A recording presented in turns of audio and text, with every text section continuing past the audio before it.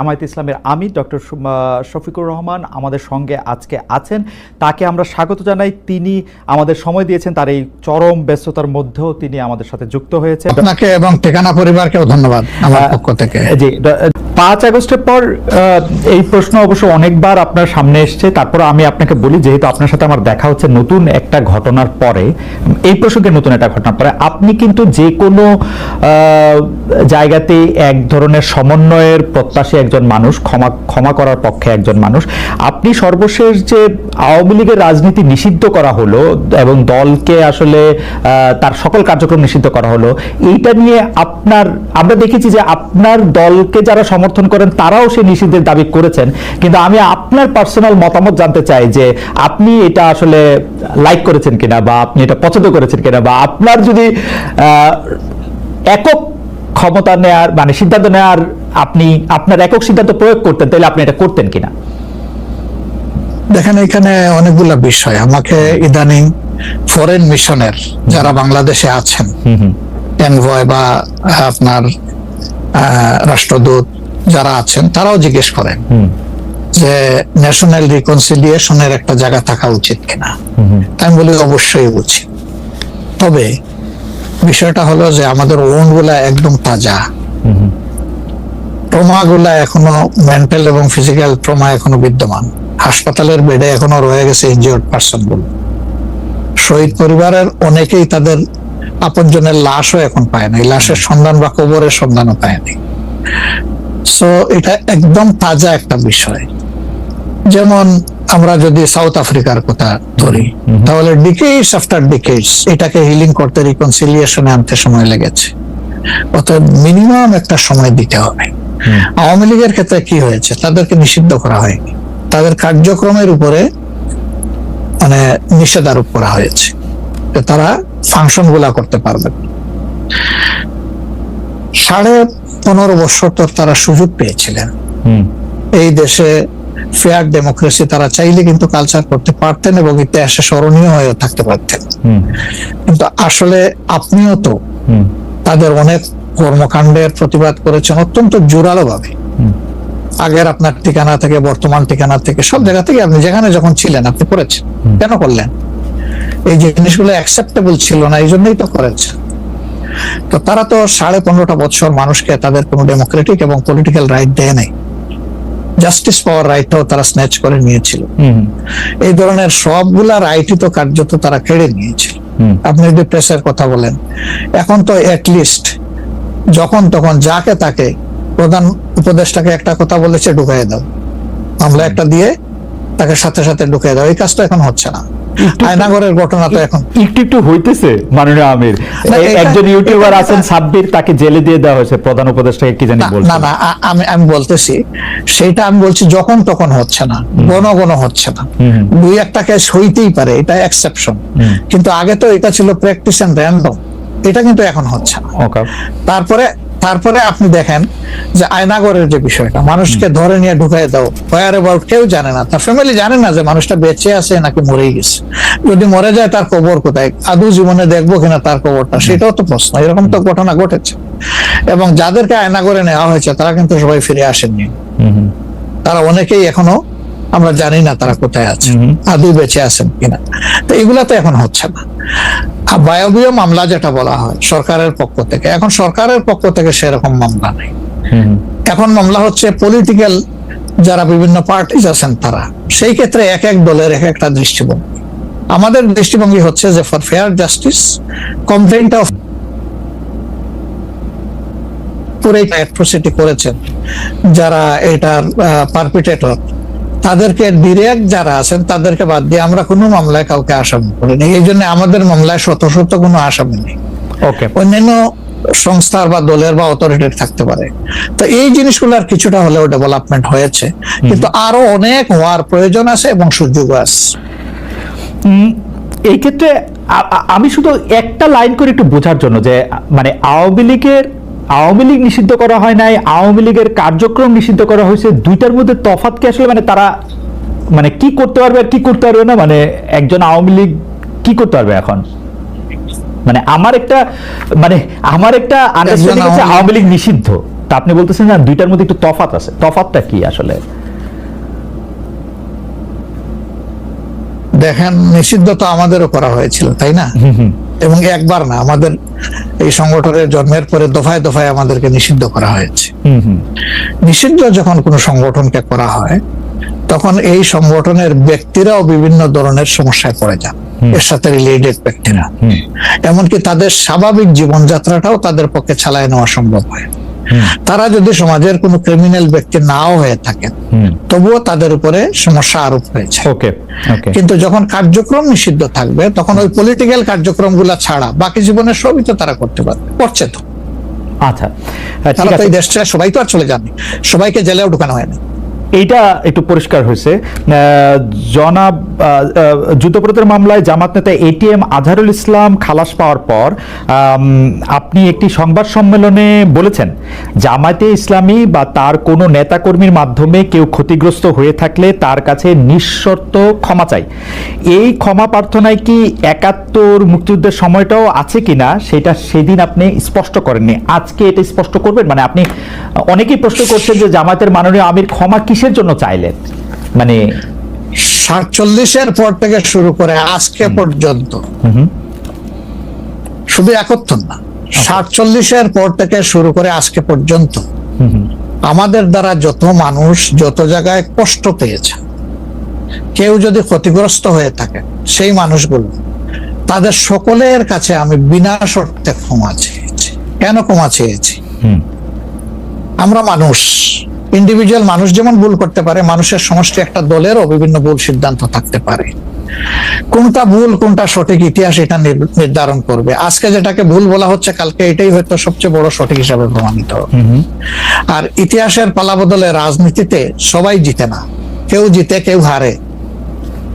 আমরা আদর্শবাদী একটা দল, আমরা বিশ্বাস করি আমরা মানুষ ভুলের ঊর্ধ্বে নই। আমাদের দ্বারা, আমাদের সহকর্মীদের দ্বারা মানুষ বিভিন্ন ক্ষেত্রে কষ্ট পেতে পারে, ক্ষতিগ্রস্ত হতে পারে। আমি সব কিছুর জন্য কোনো শর্ত আরোপ না করেই মাপ চেয়েছি। ওকে, মানে ৪৭ এবং মাপ চাওয়ার মধ্যে কোনো পরাজয় নাই, অবশ্যই নাই। ৪৭ থেকে আজ পর্যন্ত যে কোনো কিছুর জন্য মানুষ আপনাদের কাছ থেকে যদি কোনো ধরনের আঘাত পেয়ে থাকে, তার জন্য আপনি দুঃখ প্রকাশ করেছেন বা ক্ষমা চেয়েছেন। এর ভিতরে সব ঢুকে গেছে, কোনো কিছু বাদ নাই। ওকে, এভরিথিং ইনক্লুডেড। আচ্ছা, এবং এটা আনকন্ডিশনাল, মানে অ্যাপোলজি দিয়ে আনকন্ডিশনাল পার্ডন সিক করেছে।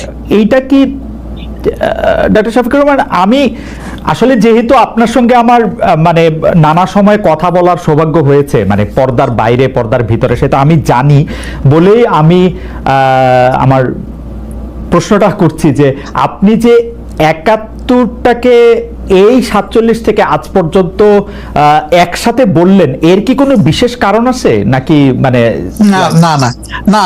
না, কোনো বিশেষ কারণ নাই। আমার মানবিক মূল্যবোধের জায়গা এবং আমার দায়িত্বের জায়গা থেকে আমি বলেছি, অনুভূতির জায়গা থেকে, দায়িত্ব এবং অনুভূতির জায়গা, বিশেষ কোনো কারণ।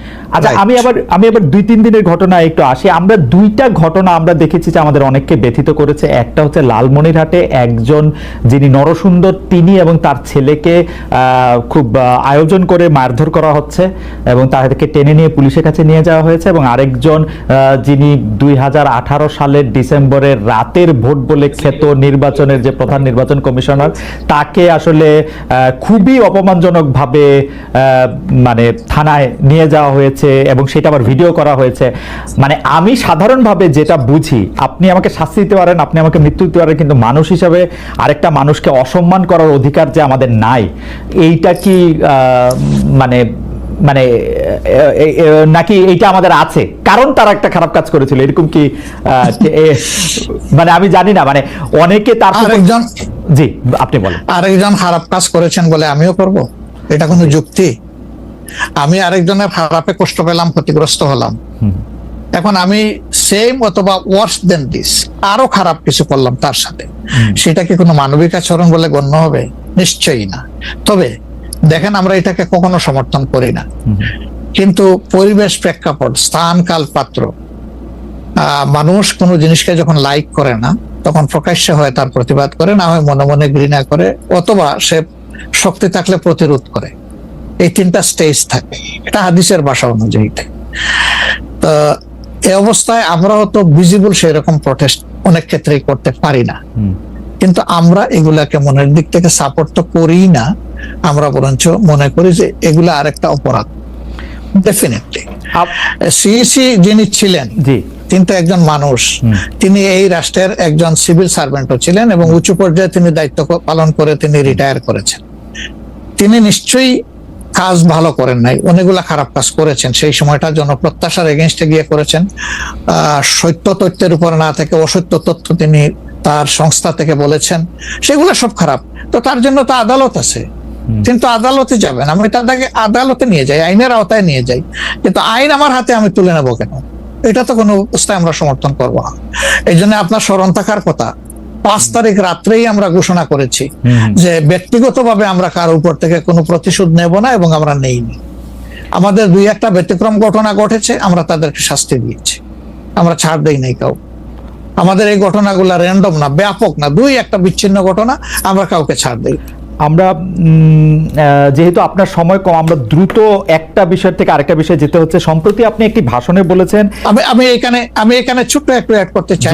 প্লিজ। এই যে মব, যেটাকে এখন মব বলা হচ্ছে, এর চাইতে কিন্তু আরো নিকৃষ্ট মব কিন্তু গত 15.5 বছর মানুষ প্রত্যক্ষ করেছে। ইভেন আপনাদের সাংবাদিকদের সাথে হয়েছে, আরো অনেকের সাথে, পলিটিশিয়ানদের সাথে তো এগুলো কোনো ডাল ভাত, কোনো ব্যাপারই ছিল না, সিভিল সোসাইটির মানুষের সাথে, শিক্ষকদের সাথে। কিন্তু ওইগুলা দিয়ে আমরা এটাকে জাস্টিফাই করতে চাই হয়েছে বলেই আমরা সবাই মিলেই কিন্তু এগুলি প্রতিরোধ করেছি, প্রতিবাদ করেছি। আসলে যে যার জায়গা থেকে প্রচন্ড ভাবে প্রতিবাদ করেছে।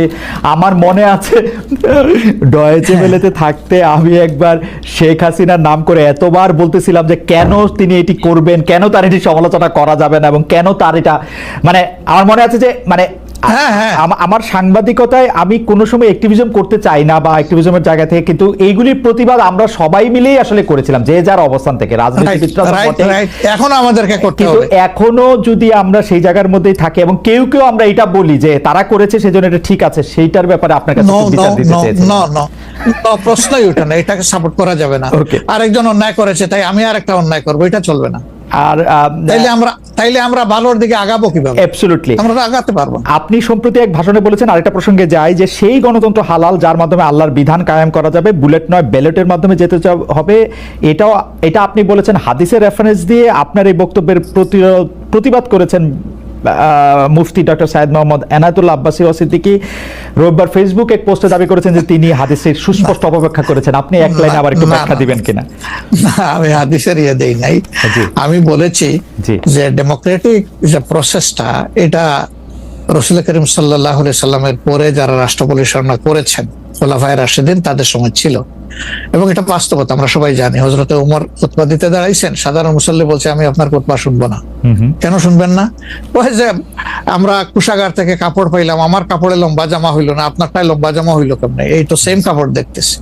তখন তিনি তার ছেলে আব্দুল্লাহ ইবনে ওমরকে বলেছিলেন, বাবা তুমি এবার জবাব দাও। তিনি দাঁড়াইয়া বললেন যে দেখেন, বাবা তো রাষ্ট্রের দায়িত্বশীল, তার সাথে বিভিন্ন বিদেশি প্রতিনিধি দল আসে, রাষ্ট্রের সম্মানে আমি বাবাকে বলেছিলাম যে বাবা আমাদের পোশাক 2 টুকরা করে কাটার দরকার নাই, আপনি অনুমতি দিলে আমি কোষাগারকে রিকোয়েস্ট করতে চাই যে আমাদের 2 পিস না কেটে দিয়ে দেওয়ার জন্য, সেটা দিয়ে আপনি জামা বানাবো। তো আমার বাবা এবং আমার 2 পিস মিলে উনার 1 পিস হয়েছে, এবং তাই উনার জামা লম্বা। তো লোকটা বসে আল্লাহ শুকরিয়া আদায় করে বললেন যে খলিফাতুল মুসলিমিন, এবার আপনি আপনার খুতবা দেন, আমি শুনবো, মন ভরে শুনবো। তো এই দেখেন, এটাই তো বিউটি অফ ডেমোক্রেসি। ওই যে আপনি ফ্রিডম অফ এক্সপ্রেশন বললেন, এর চাইতে ভালো ফ্রিডম এক্সপ্রেশন কোথায় পাবেন আপনি? আমি বলেছি যে না, গণতন্ত্র হচ্ছে এটা কোনো ইজম না, এটা আপনি নিজেও জানেন। গণতন্ত্র কোনো মতবাদ না, it's a way to establish your ism. আপনি যেটা চয়েস করেন, এটা ক্যাপিটালিজম হইতে পারে, সোশ্যালিজম হইতে পারে, কমিউনিজম হইতে পারে, এরকম যেটাই হোক সেটা আপনি করবেন, কিন্তু এটা একটা ওয়ে, এই বাহনের উপরে আপনি চড়ে যাবেন। সেটা যদি আল্লাহর দিন কায়েমের উদ্দেশ্যে হয়, তাহলে অবশ্যই এটা মুসলমানদের জন্য হারাম হওয়ার কথা না। এখন আমার কথার সাথে তো ডিফার করতেই পারেন, উনি একজন লার্নেড মানুষ, আমি তাকে রেসপেক্ট করি, এবং কারোর ডিফারেন্সটাকেও আমি রেসপেক্ট করি, কারণ এটা না হলে তো আপনার ফ্রিডম অফ এক্সপ্রেশন থাকবে না, এবং মাল্টিকালচারাল সোসাইটিও বিল্ড আপ করা সম্ভব হবে না। আচ্ছা, অ্যাবসলিউটলি ফাইন। আচ্ছা, আপনি শুক্রবার একটা দলীয় কর্মসূচিতে বলছেন যে দিন কায়েমের চেষ্টা বা প্রচেষ্টা ঐচ্ছিক নয়, মুমিনের উপর ফরজ। আরবার আপনাদের দীর্ঘদিনের একটা স্লোগান হচ্ছে এরকম, আল্লাহর আইন চাই। এখন একটি নতুন প্রচারণা, মানে অনেক দলকেই ক্ষমতায় দেখা যায়, মানে জামাত ইসলামের একটা নতুন প্রচারণা এরকম যে অনেক দলকেই ক্ষমতায় দেখা হয়েছে, জামাতকে একটিবার সুযোগ দেওয়া হোক, আপনারা যদি নির্বাচনে জিতে ক্ষমতায় যেতে পারেন তাহলে কি বর্তমান ব্যবস্থা পাল্টে কোরআন সুন্নাহ ভিত্তিক শাসন বা শরিয়া আইন, শরিয়া ব্যবস্থা চালু করবেন? আসলে দেখেন, কোরআন সুন্নাহ ভিত্তিক মানে অনুশাসন যেটা, এটার ব্যাপারে সমাজের পারসেপশনের ভিন্নতা আছে। আমাদের বাংলাদেশের যে সংবিধান আছে, এই সংবিধানের অনেকগুলা আর্টিকেল, অনেকগুলা ধারা উপধারা কোরআনের সেন্সের সাথে পুরোপুরি মিলে যায়, এটার সাথে কোনো ডিফারেন্স নাই। আবার কিছু কিছু ধারা আছে সেখানে কনফ্লিক্ট, কন্ট্রাডিকশন আছে। ওরকম পরিবেশ পরিস্থিতি যখন আসবে, জনগণের প্রত্যাশার আলোকে এটা মানে সবার সাথে ইন্টারেক্টিভ হয়ে সবাইকে সাথে নিয়েই ইনশাআল্লাহ ভালো জিনিসগুলোকে আমরা ইনপুট দেবো আল্লাহ চাই।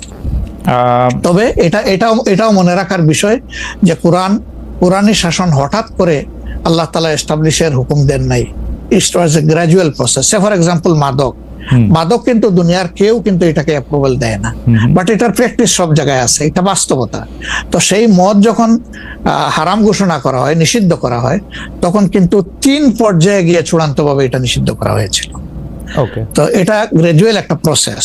আপনি একটা ক্রাইম থেকে, দীর্ঘদিনের প্র্যাকটিস থেকে মানুষকে সরাবেন, আল্লাহ তাআলার সেই বিধানকে অনুসরণ করেই আমরা আগাবো ইনশাআল্লাহ। 5 আগস্টের পর থেকে বিএনপির পক্ষ থেকে যেহেতু জাতীয় নির্বাচনের দাবি জানানো হয়েছিল, এটা নিয়ে অনেক তাদেরকে রঙ্গব্যঙ্গ করা হয়েছে।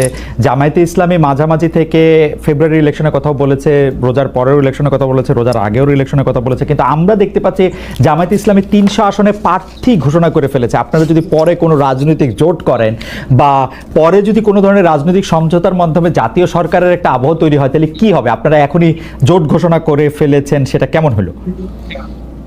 আলহামদুলিল্লাহ, এটা আমাদের সাথে যাদের ইন্টারেকশন আছে তারা সবাই জানেন। আমরা বলেছি যে এটা আমাদের অফিসিয়াল ঘোষণা না, এটা হলো প্রাথমিক সিলেকশন, এবং সমস্ত আমাদের নমিনি যারা হবেন তাদেরকে সেম মেসেজ দেওয়া হয়েছে যে জাতীয় বৃহত্তর স্বার্থে যে কোনো সময় যে কোনো পরিবর্তন যে কোনো আসনে আসতে পারে। আমাদের সংগঠন এটার জন্য পূর্ণ প্রস্তুত। প্রয়োজনে আমার থেকেই পরীক্ষা শুরু হবে, কোনো অসুবিধা নেই।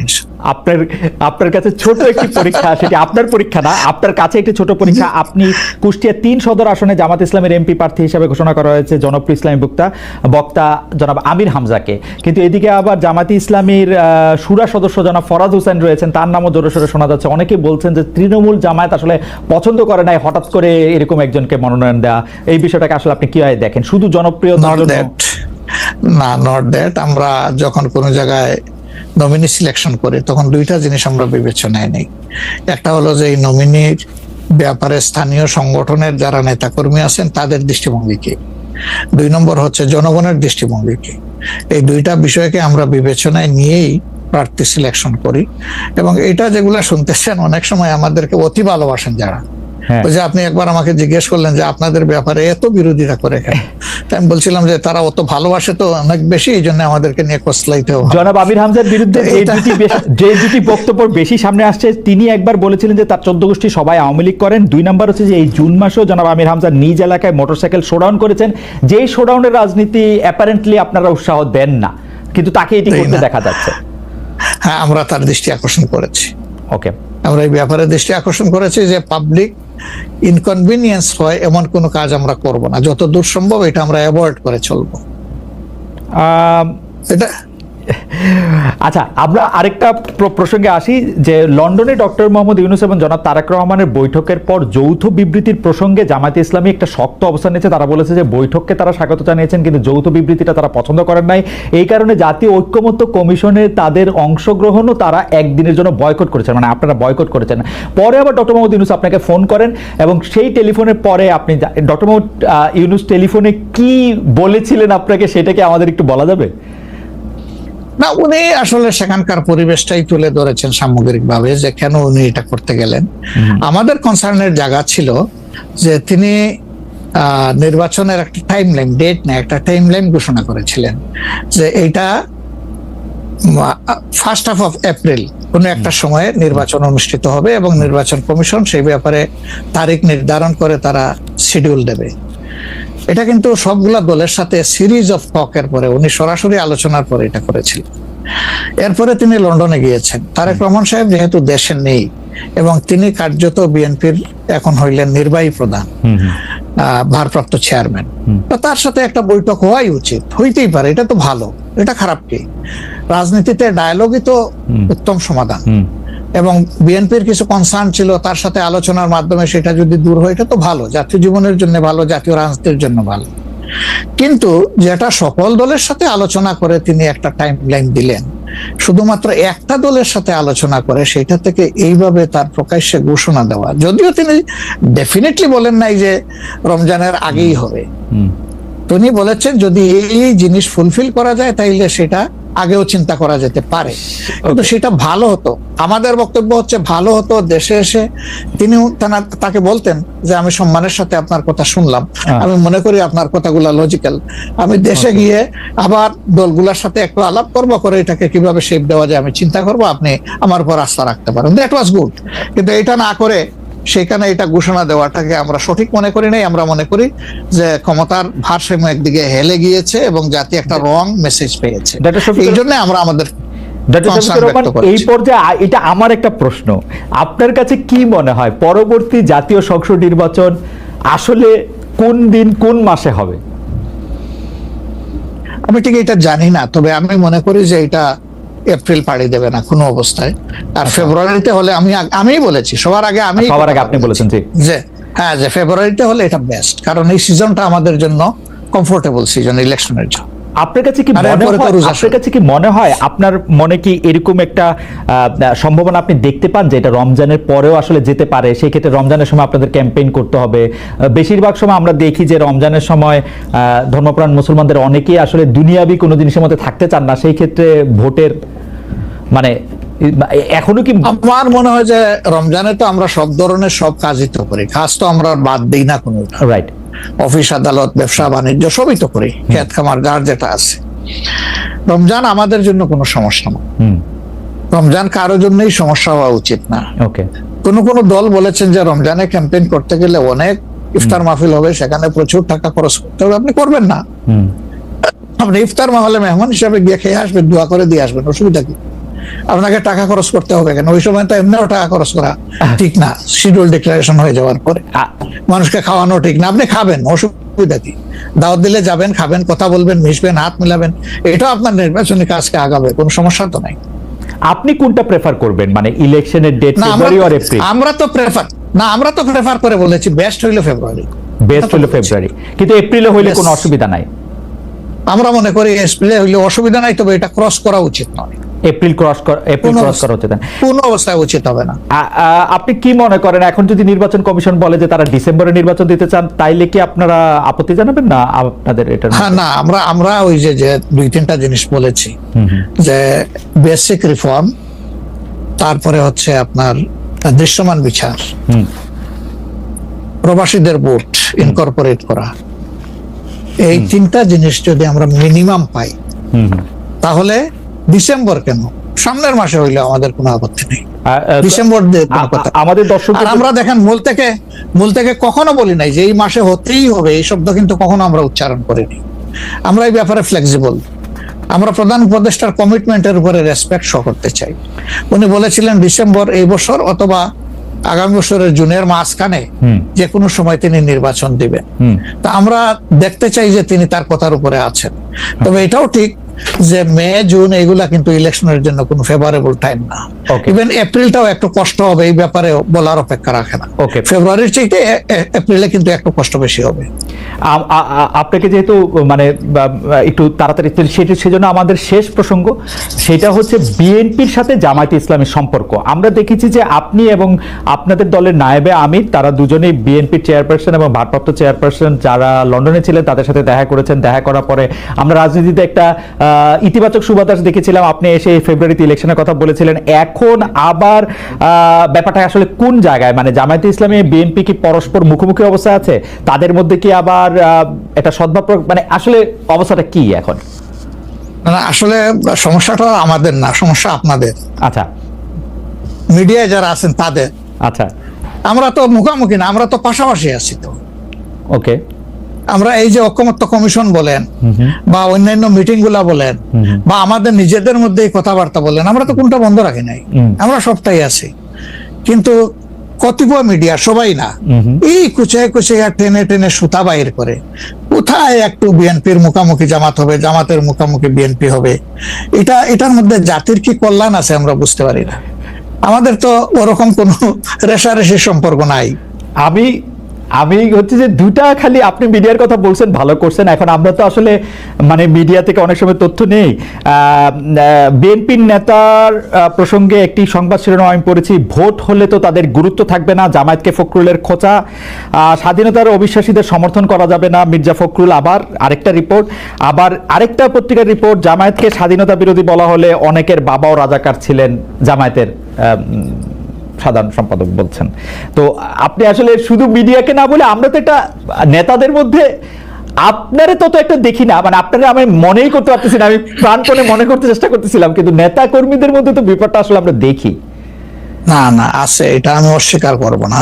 জি, এটা যে কিছু নাই আমি সেটা বলছি না, তবে একটা কথা দেখেন যে আসলে গর্ব অহংকার বড় খারাপ জিনিস। অহংকার আল্লাহ তাআলার চাদর, এটা নিয়ে কেউ টানাটানি করুক, এটা মহান আল্লাহ পছন্দ করেন না। তো গর্ব অহংকার করতে করতেই একদল কোথায় গেছে চিন্তা করেন। তারা তো সব সময় মানুষকে কুচিয়ে কুচিয়ে কথা বলতেন, রাইট, কোথায় তোমাদের ঈদের পরের আন্দোলন, কোথায় গিয়ে আশ্রয় নিবা, এই ধরনের অনেক কথাবার্তা ছিল না? অবশ্যই অবশ্যই ছিল।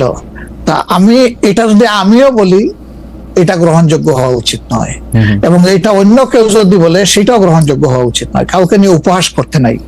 আপনাকে নিশ্চিত থাকতে হবে, আপনি যাকে নিয়ে উপহাস করছেন আল্লাহ একদিন তার কাছেই আপনাকে নিয়ে দাঁড় করাবেন, এবং তখন আপনি লজ্জিত হবেন। তো আমাদের কারোই এমন কথা বলা উচিত না যে এই কথাটা বলে এরপরে আপনার মুখের দিকে তাকাই আমি হাসতে পারবো না, এমন কোনো কথা বলা উচিত। 10:42 বাজে, আমি কি একটা ছোট্ট প্রশ্ন আর করবো 2-1 মিনিটের মধ্যে, এটা উত্তর দিতে পারবেন? Please please please. সেটা হচ্ছে যে ইলেকশনের আগে তো অনেক ধরনের কথাই আসে, কেউ কেউ একটা জরিপ করে, কেউ কেউ নিজস্ব। আপনারা কি নিজস্ব কোনো জরিপ করেছেন আপনাদের আসন বা আপনাদের পপুলার ভোট বা পপুলারিটির ব্যাপারে? কেউ কেউ বলছেন এবার আপনারা 91 বিএনপি যেমন আওয়ামী লীগকে কাঁদিয়ে ক্ষমতা পেয়ে গেছিল, এইবারও আপনাদের এরকম একটা হইতে পারে, এটা কি আপনার মনে হয় যে মানে? মহান আল্লাহ সবচেয়ে ভালো জানেন, তবে আমরা জরিপ করেছি এবং আরো করব। আচ্ছা, আমরা যখন জরিপ করি তখন নির্বাচনী কোনো আবহ সৃষ্টি হয় নাই, সেটা ছিল নভেম্বর ডিসেম্বরে। আর আমরা এখন নির্বাচনী আবহ কিছুটা এসেছে, সকল অ্যাক্টর এখন ময়দানে কম বেশি ভিজিবল হবেন, তারপরে ইনশাল্লাহ আমরা জরিপ করব, তখন বোঝা যাবে যে আগের মূল্যায়ন আর পরের মূল্যায়নের মাঝে তফাৎটা কতটুকু। আর যেটা বললেন যে কাউকে কাঁদ দিয়ে খাওয়ার ক্ষমতায় যাওয়া, আমরা ভাই আসলে ক্ষমতায় যাওয়ার বিষয়টা দেখি না, আমরা দেখি যে এটা একটা বিশাল দায়িত্বের বোঝা। আল্লাহ যদি কখনো সে কাজের জন্য আমাদেরকে কবুল করেন, তাহলে আমরা শাসক নয় ভাই, দোয়া করেন আমরা যেন মানুষের সেবক হতে পারি। আপনাকে অনেক ধন্যবাদ। আমি শুধু শেষ কথা আপনার কাছ থেকে একটু জানতে চাইবো যে আপনি মনে করতেছেন এপ্রিলের পরে হয়তো নির্বাচন যাবেন না, ফেভার করতেছেন হচ্ছে ফেব্রুয়ারিতে হতে, আপনি কি আমাদের দর্শকদের উদ্দেশ্যে কিছু বলবেন যাতে একটা নির্বাচনী বা গণতান্ত্রিক আবহাওয়ার মধ্যে যে যার মতো করে আসলে সৎভাবে তার নির্বাচনী ক্যান্ডিডেট বা তার পছন্দের মানুষ বাছাই করতে পারে? এই প্রসঙ্গে থ্যাংক ইউ আমাকে শেষ সুযোগ দেওয়ার জন্য। অবশ্যই প্রথমে আমি দর্শকদের উদ্দেশ্যে বলবো যে অনেক ত্যাগ এবং তিতিক্ষার বিনিময়ে আমাদের স্বাধীনতা পাওয়া, আমাদের 24-এর এই পরিবর্তন পাওয়া, এটাকে আমরা যেন সঠিকভাবে সম্মান করি, মূল্যায়ন করি, এবং দেশে একটা সুশাসন কায়েমের জন্য অবশ্যই পূর্ব শর্ত হচ্ছে একটা ভালো নির্বাচন, সুষ্ঠু নির্বাচন, গ্রহণযোগ্য নির্বাচন। সেই নির্বাচনের জন্য যে যেখানে আছে সেখান থেকে কোনো অন্যায়কে সমর্থন নয়, বরঞ্চ ন্যায়ের পক্ষ নিয়ে আমরা যেন দাঁড়ায় যেতে পারি। ন্যায়ের পাল্লা যেদিকেই থাকবে আমারও সমর্থনটা সেদিকেই থাকবে। কোনো অন্যায়, সেটা আমার দীর্ঘদিনের সম্পর্ক যদি কারোর সাথে থেকে থাকে, আমি যেন অন্যায়ের সঙ্গী না হই। কিছু প্রশ্ন আপনাকে জাতীয় আন্তর্জাতিক সব জায়গা থেকে একটু করতে চাই, আপনি আশা করব যে আমরা অনেকগুলি প্রশ্নই আপনাকে আজকে করতে পারবো। আমরা শুরু করছি আপনাকে প্রশ্ন করার জন্য। প্রথমে একটু আন্তর্জাতিক অঙ্গনের দিকে একটু আপনার দৃষ্টি ফেরাতে চাই ডক্টর শফিক। আমরা জানি যে মধ্যপ্রাচ্যে বিশেষ করে ইরানের উপর ইসরায়েলের আক্রমণ এবং তার প্রত্যুত্তরে ইসরায়েলের উপর ইরানের আক্রমণের পাল্টাপাল্টি যুদ্ধ চলছে, যুদ্ধ পরিস্থিতি চলছে, যুদ্ধ যদি এখন নাও চলে সেই যুদ্ধের ক্ষেত্রে বা এই আক্রমণের ক্ষেত্রে বাংলাদেশ সরকারের যে অবস্থান সেটাকে আপনি যথেষ্ট মনে করেন কিনা? মানে আমরা প্রত্যেকবারই দেখেছি যে বাংলাদেশ সরকার ঐতিহাসিকভাবে প্যালেস্টাইনের বন্ধু এবং ইসরায়েলের এই ধরনের আক্রমণের নিন্দা জানিয়ে থাকে, এবার কি তা যথেষ্ট মনে হয়েছে কিনা আপনার কাছে, ডক্টর শফিকুর রহমান?